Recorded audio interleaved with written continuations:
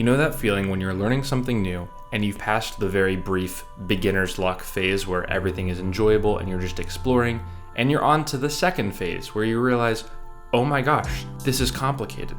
Well, I have good news and bad news for you. The bad news is you're not wrong. Everything is kind of complicated. But the good news is I've found an excellent quote that I think you might like. It's completely shifted my perspective on learning new things, and I think it might shift yours too.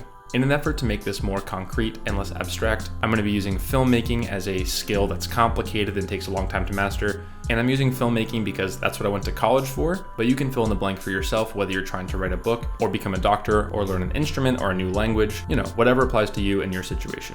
When I first started trying to learn filmmaking in high school, it was a pretty simple process. You write something, you shoot it, and then you edit it, and then you share it with your friends and family and they laugh or they don't.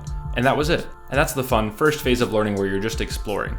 But then that second phase hits, and that's when you realize, oh, if I want to be good at this, I'm gonna have to learn a lot.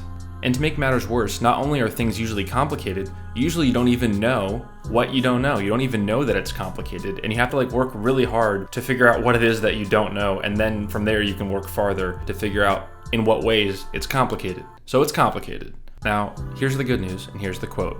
And it's from a book called Flight to Arras by Antoine de Saint-Exupéry. I've mentioned this book before on the channel. Saint-Exupéry was a pilot and author. I really love a lot of his writing. And here's the quote. How should man go about building the first ship ever known?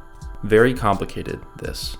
The ship will be born of 1,000 errors and fumblings. But what should man be to build that first ship?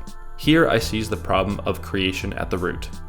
Merchant, soldier, in love with the prospect of faraway lands. For then of necessity, designers and builders will be born of that love. They will drain the energy of workmen and one day launch a ship.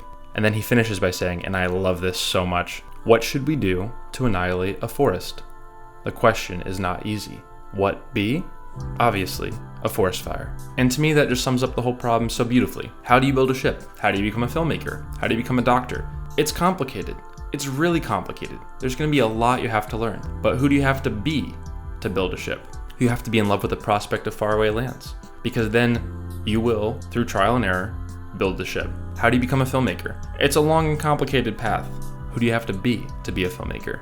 You have to be in love with the prospect of seeing people watch something you made. So maybe as you're asking yourself, man, what do I have to do to learn blank? Just step back and remember, yeah, that's a super important question, and it's necessary. You have to do it. But know the answer will be complicated. In the meantime, there's a much simpler question and a much simpler answer. Who do I have to be? And once you've answered that, if Saint-Exupéry is correct, you'll find the what by necessity. Now let me know in the comments below, what's a really complicated ship that you're trying to build, and who do you have to be to build it? I'll see you next time.